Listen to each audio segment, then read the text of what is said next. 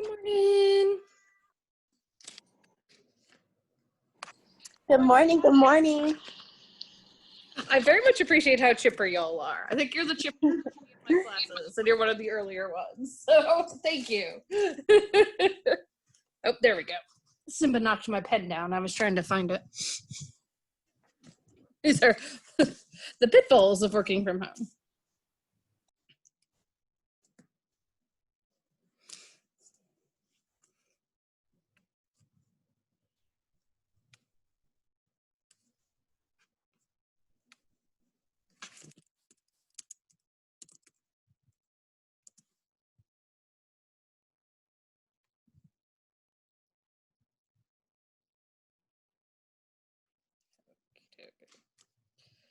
Well, we'll go ahead and get started. I'm guessing other people will sign in as we go. And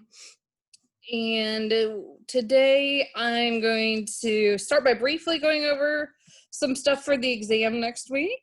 Because it's a week from today. Woohoo! And then we will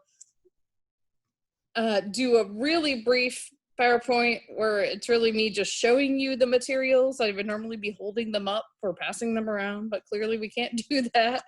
And then we will have you all do some partner and group stuff to talk about the questionnaires that you did for today.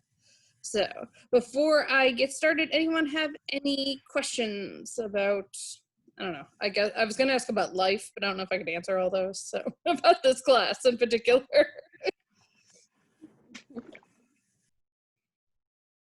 Alrighty, so I'm going to go ahead and share screen and show you Blackboard here.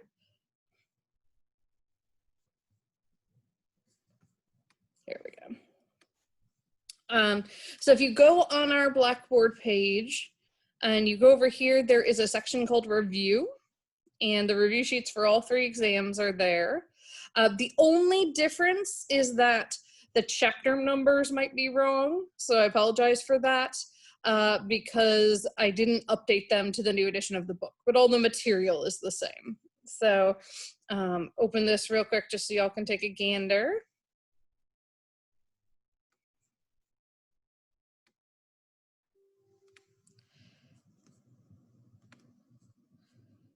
So it tells you important things I want you to know. There will be a couple things on here we haven't gone over in class. So the types of data, funders' different laws, but it'll just emphasize what you need to know. I don't know if for this exam I have any of it, but occasionally I'll also tell you what you don't need to know. Like, don't bother studying this. So key terms, things to look for. And so if you get a chance this coming weekend, take a look over this so that you can ask any questions on Monday to fill. Wait, for some reason, I can't, I think right now I just see the review. Are you actually like showing us the actual review sheet? Because I don't think I'm seeing that. You know what it is? Yes. Thank you for saying that, Amanda. I only shared Blackboard. That's why. Oh, okay. I need to share my whole screen and then you'll be able to see. Thank you for saying that, because I actually, in the spring, made an entire video where I was just stuck on one Blackboard. Oh. And I felt awful, because I was like, and here you see where to click to do that. And my students were like, yeah. Can you see it now? Yes. Thank you. Okay. Okay, thanks for pointing that out. There's also just a reminder, this says essays, they're really short answers. There's 2 sets of short answers, and we'll go over that in a second for the take home. So yeah, it'll be 30 multiple choice, and then identifications where you just define something and basically say why it's important to know what that is. And they'll be really obvious terms. So again, you know, there's some things just in the book. Most of it we've gone over both in the book and lectures. So you can find that again. Let me pull Blackboard back up here on Blackboard under review. And then right under that is your take-home exams. They're actually all posted for the semester. And so there is this as a Word doc. So if you want to download it and just work off the Word doc and then re-upload it, that's great. And yeah, treat these like short answers. So basically every A, B, C, just answer it separately. People who have been successful with these often just kind of answer underneath it. So put this in their Word document and then just answer underneath it. Think about these each being 5-point answers. So if you think about it, our group assignments, each of those are 2-point answers, right? So you're gonna want more detail than you give for those, essentially. So that's, I think, the main reason why people lose points on the take-homes is they'll just write like one half-hearted sentence for one of these letters, and it's just not enough. You're just not telling me everything I need to know and showing, basically, this is your opportunity to show me you know what's going on with the material we've covered. So just tell me what you know, essentially. There's some instructions up here about that, where it's essentially like, treat it like you're the teacher. Like I'm a student who's pretty intelligent but doesn't know this material. So this is your opportunity to show me that you understand the material. So there's one on defining and researching personality, and then there's one on assessment, and then the culture stuff that we'll talk about starting on Friday. So any other questions about either the take-home or the in-class? The take-home is due at the time of the in-class exam. So basically a week from right now, or 7 minutes ago or so. Just real quick, in terms of study tips, what I used to do was recopy my notes. That worked for me. That doesn't work for everybody.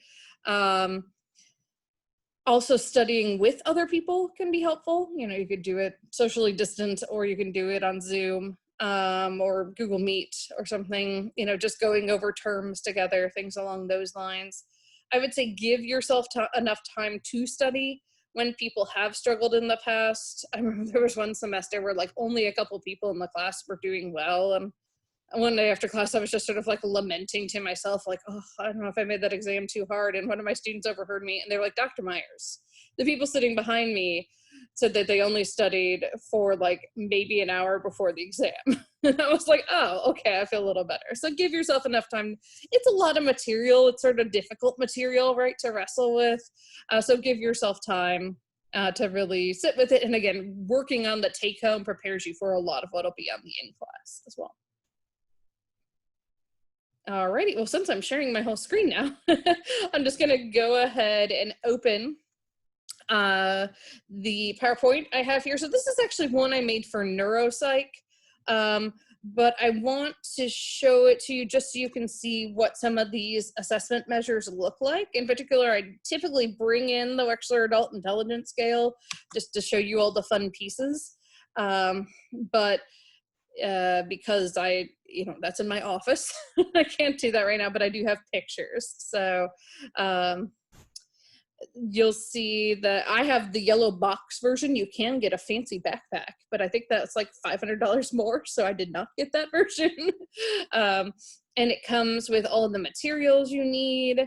It comes with a certain number of scoring sheets. And then this right here, the book on the furthest left is the manual, and it's actually made to like help you facilitate things. It actually has a little fold about a third of the way up that tucks out, and you can prop it up like a little easel, and then you can have your scoring sheet behind it, which is really nice. So this is block design. This has been on every version of both the WAIS and then the version of the WAIS for kids called the WISC, back since it was created. And you have to try to make the pattern on the card with these blocks. And like some sides are solid red, sometimes sides are solid white, and some sides are, as you can see this person holding it, half red, half white. And so this is about sort of mental processing. Can you manipulate things in a 3D space? These are similarities. So these are things that you say, how are an orange and a banana alike? And you expect the person to say fruit, right? And so they get harder as you go through, like how are a fly and a tree alike? And what you're looking for is they're both living things. But some people will like come up with like some crazy sort of like circumventing, this and that, and like a fly could land on a tree. And there are like scores where you get 1 point, scores where you get 2 points, and scores where like you get none because it just doesn't make sense. And you can prompt them to try to clarify. So, and again, the manual has all of that laid out for you, which is really nice. Digit span. So you have people memorize these numbers, and you say that to them with a second in between each number. This is really hard to learn when you're first learning to give this, because we want to just be like 265, but you have to be like 2, 1006, 1005, right? But you say the 1000s in your head. And then they repeat it back to you. And as you can see, you get really hard at the end. We're kind of at the limit of working memory when we get to 9 digits. And then we do the same thing, but have people do it backwards. So like this first one here, we'll say 2, 1, and they have to say 1, 2. Which again, pretty easy for 2. When you get down to 8 numbers, much, much harder. So we're looking at processing speed and working memory here. Matrix reasoning. You're supposed to find the one that fills in the question mark, and in this case it would be 5. I'm not really sure why 3 is circled. So it's essentially just which one does it take to fill the pattern. Again, there's a lot of non-verbal things on here, so to try to get at intelligences for people who have maybe disabilities, maybe, have better abilities with sort of nonverbal or mathematical tasks. Vocabulary, you just ask people to define things. So for example, what does breakfast mean? The first meal of the day, things along those lines. One thing I haven't said is with the WACE, there are like discontinue rules. So if they miss X number in a row for that subtest, you stop so that you're not frustrating them. And it depends on the subtest, how many that is. Hello, come on in. Sorry, we use a cleaning service and they are here now. So you might hear vacuuming at some point. And then, and my cat's gonna go hide because he hates the vacuum. And we also have arithmetic. This is all verbal. There's no scratch paper. So if eggs cost 60 cents a dozen, what does 1 egg cost? Right, it's 5 cents. This one was funny to me. So when I was in grad school, I had to learn how to give the WACE, and we had to give it to someone in our life. So I gave it to my now husband, then boyfriend, and he was a math major. And you have to time how long it takes them to answer these. And I couldn't even like start and stop the stopwatch as fast as he was because this was like, his brain just works this way. I never had anyone else I tested who did this quite as quickly. Symbol search, what you do is you have 2 symbols on one side, and then you're trying to see whether they match any of the 5 symbols on the other side. And then you just put yes if any of them are there, and no if they're not. Again, this is just a, can you find stuff quickly? You give them 2 minutes. There are 60 items. Most people don't finish them all. Visual puzzles is something new they made for the WACE 4. I was trained on the WACE 3 initially, and then I learned the WACE 4 basically right before I left grad school. And so this is like, essentially, they have to figure out which 3 pieces would make this puzzle. So it's sort of like block design, but all in your head. So as you can imagine, some people find this tricky. Some people do really well at this. Information. So if you remember, on Wednesday, I finished with the popular versus psychological tests, and everyone kind of got hung up on the MLK question. That's one that's been on information. So they're just factoids, basically. Like, what is the capital of Italy? And then they get harder. Like, how many minutes does it take for sunlight to reach the earth? Like, I couldn't answer that one without knowing the, having the manual in front of me. But some people who are majoring in science would have no problem doing that.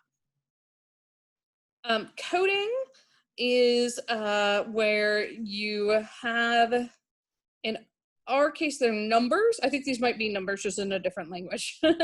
um, Numbers associated, each number is associated with a different symbol. And then down here, there are just the numbers, and you have to put the symbol under it. And you're not allowed to just go through and like, oops, find all the sevens and do all the sevens. You have to do it in order. So again, this is about processing speed and how quickly can you do things. And then there's letter number sequencing. This is just like the number ones we did before, except now they have to put all the letters in alphabetical order and all the numbers in numeric order. Which again, when you have something like 3DA, that's easy, 83, right? But then when you get to these, that gets tougher. Again, it's about working memory. Can you manipulate information? I have a quick question. Sure. So for like the one that you were just showing, do the participants have like a paper, or do they have to do this all in their head? All in their head. Okay. Yeah. Yeah. Yep. It's about working memory. So, yeah. And people are actually better at this than they even think they'll be.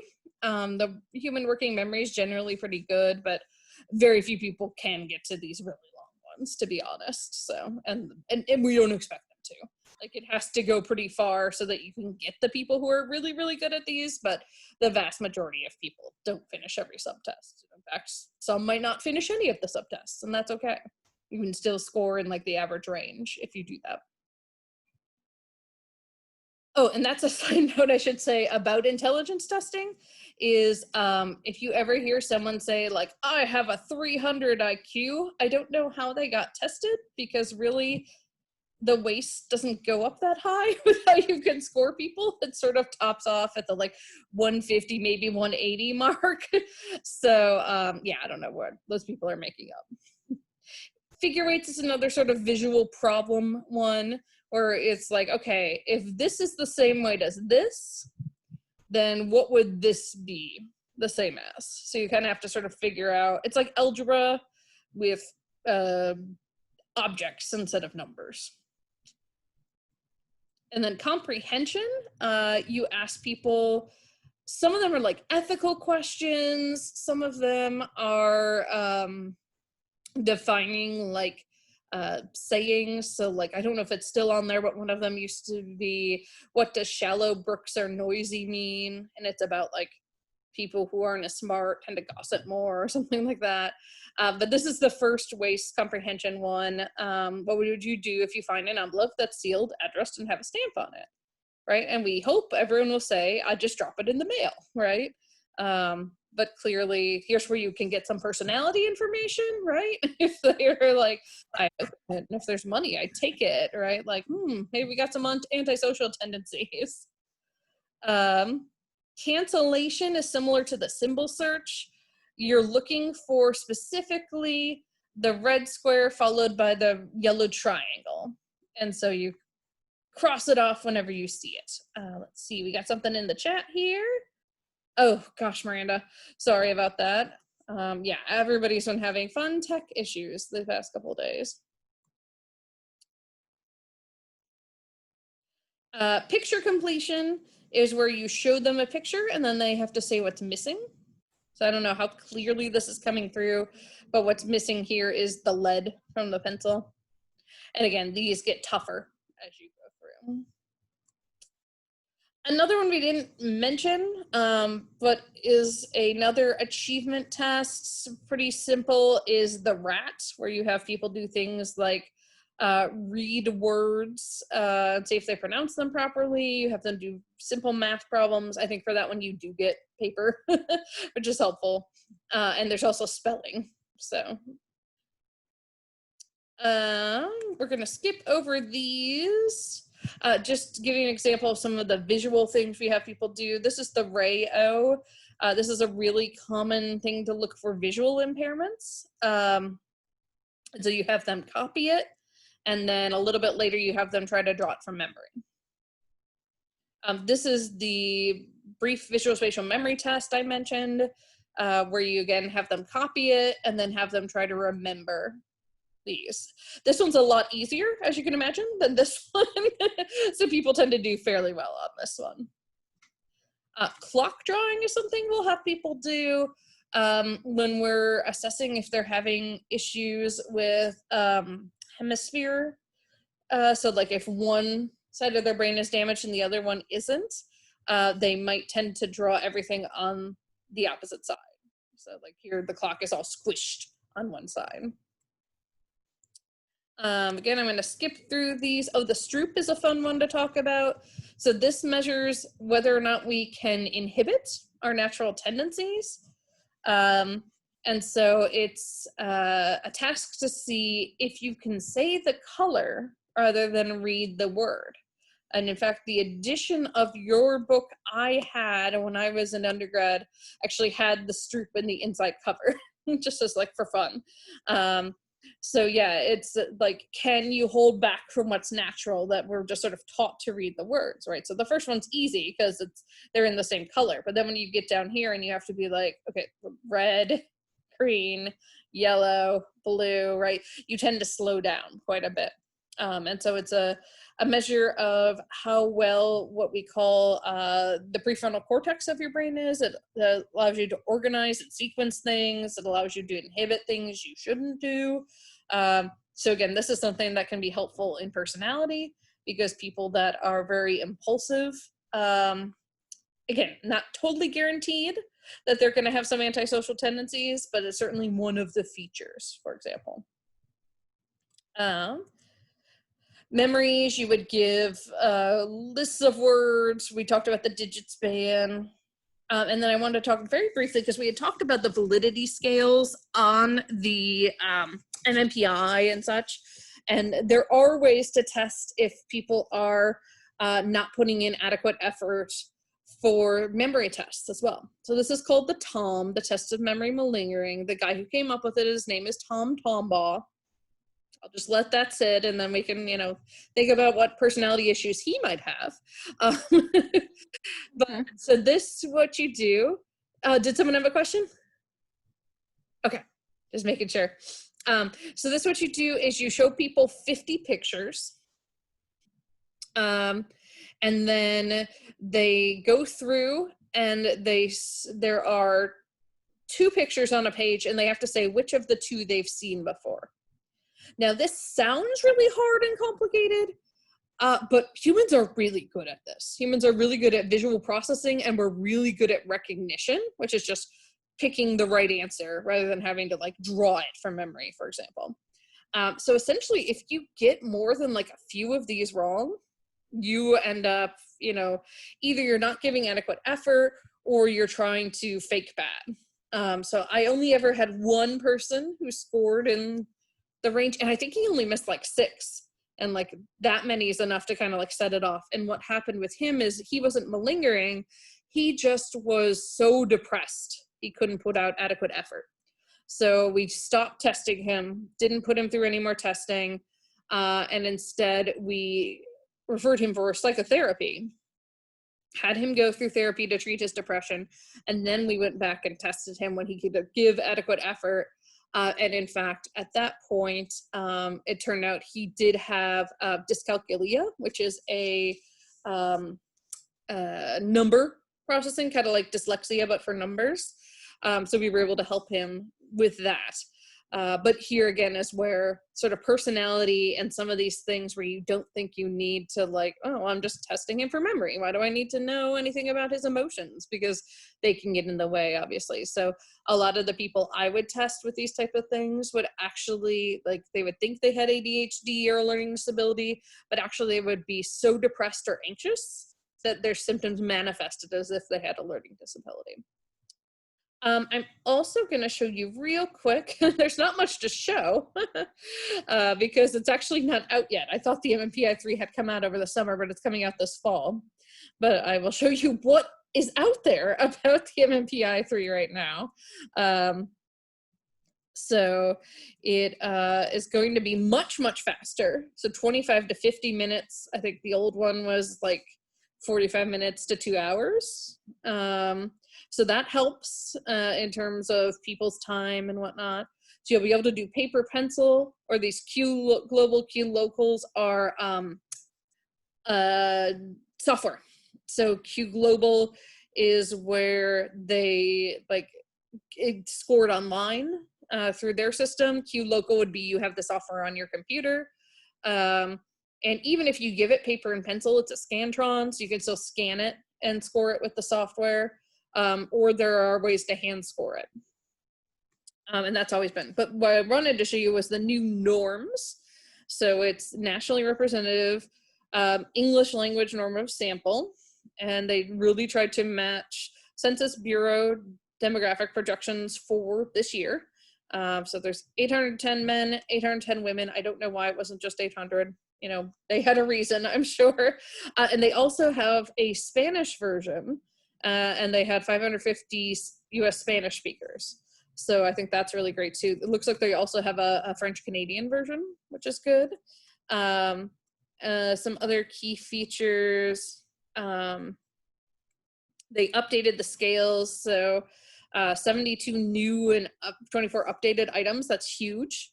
That's such a big change. No, there hasn't been a change that big really since its inception. I don't even think with the MMPI 2 they changed it that much.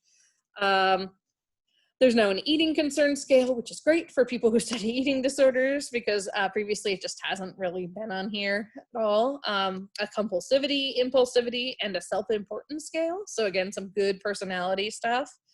And then their comparison groups were a broad range of settings. So in addition to people who were like in clinics, they also looked at people in forensic settings. So these would be people who are going through court cases or who are in prison. And I think that's really important because those are people that you might need different norms for, like we talked about with the like child custody cases, right? And I'll click real quick on the scales too. It comes with a manual, which is great. Like I said, you used to have to buy this separate book, and now it comes with everything. So when this comes out, I'll probably get the school to buy one for the psych department so I can use it when I'm teaching.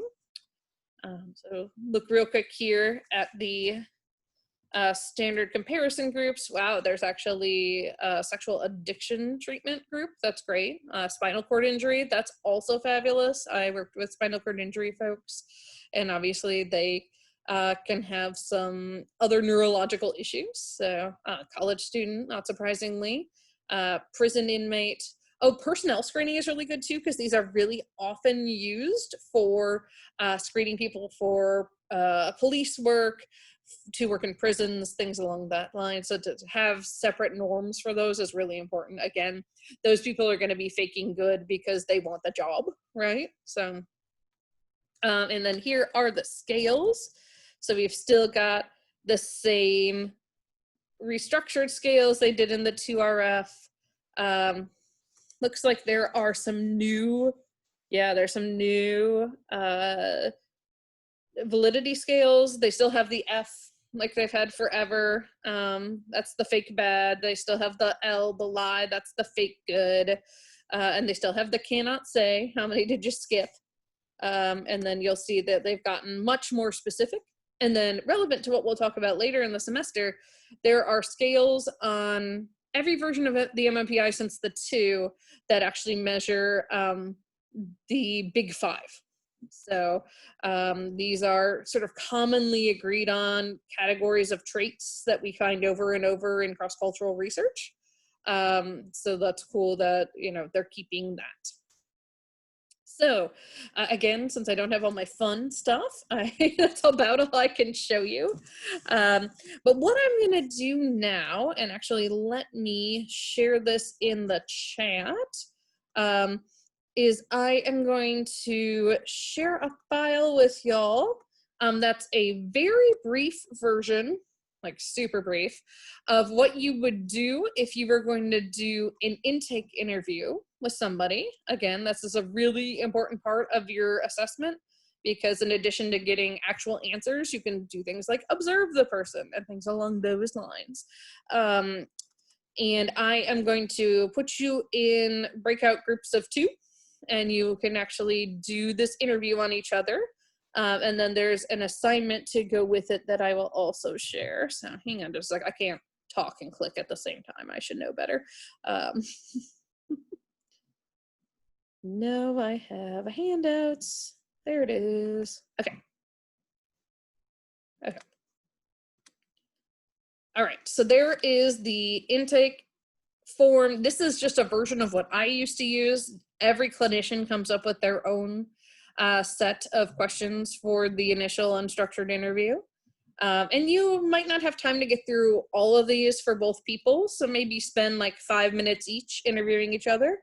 And then I am now going to share the link for the assignment. And so rather than doing it in groups, you'll do the assignment with your pairs today. So there is the link to the assignment, and that'll make you a copy, and you and your partner can share it with me when you're done, just like you've been doing, and I'll give you credit for it. So again, what you're gonna do is you are going to do the intake interview with each other, about 5 minutes each, and then work on the assignment together. The assignment will not only ask about doing the intake, but also the other questionnaires that you filled out for today. Quick Question, yeah, Debbie, go ahead. The link for what you just sent, it says access denied. Oh, okay, hang on just a sec. Yeah, mine says the same thing. Okay, I just have to, yep. Thank you for telling me. Now, anyone with the link should be able to edit it. You'll probably have to reopen the link. Thanks for telling me that before I got you in groups. All right. Works now. Awesome. All right, so I'm going to do the breakout rooms, and there are actually an even number of you today. That rarely happens when I do this assignment, so everyone will actually have a partner as opposed to having to do a worried 3-person. And I'm going to hang out in the main room, so if you have questions, you can come back to the main room. And then as soon as y'all are done, you can just be done with class, and as long as you share it with me. If you want to pop back in the main room to say goodbye, you can, but you can also just sign off whenever you're done. Alrighty, so I'm going to create the rooms. I am going to not even close them automatically because you all will just leave when you're done. So you'll have, as much time as you need. So I'm going to open the room. So go ahead and click OK. Your number doesn't matter. You're just getting paired up with somebody.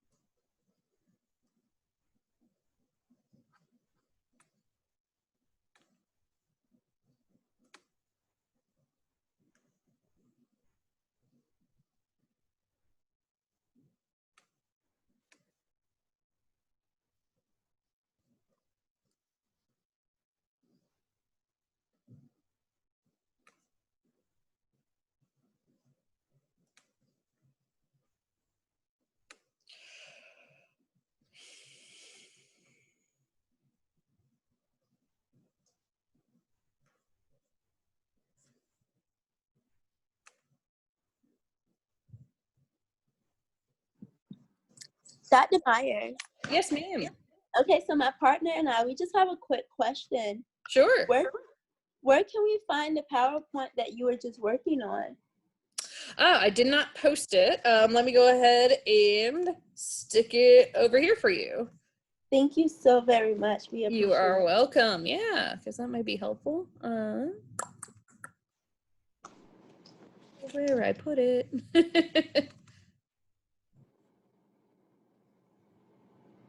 All right, it's going to be in the chat. Okay, thank you so much. You're welcome.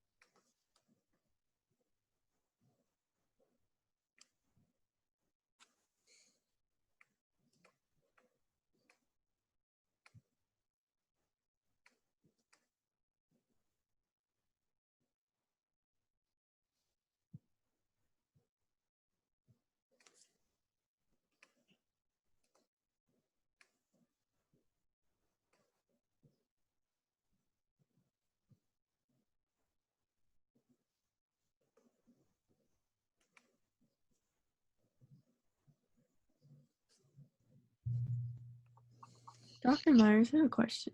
Sure. So are we doing both the intake, like the Word document and the Google document that you sent? So the Word document you don't have to turn in. That's just sort of for your reference as you ask questions. So the Google Doc's the only thing you're going to turn in to me. Okay, and we're just doing a collaborative answer for that one. Exactly. So instead of being in groups, it's just your pair today. Okay. That makes sense. Okay, thank you. And then when you're done with the Google Doc, share it with me. Yeah, the Word doc is really more just for your reference. Gotcha. Okay. I Good thought we were question. doing the interview with the Word documents or the Google documents. I was really confused. Oh, no. Yeah. Good question. Cool. How do we do the? So I think if you go in the bottom right, it should give you the option to like go back in your room. Cool. Thank you. Yeah.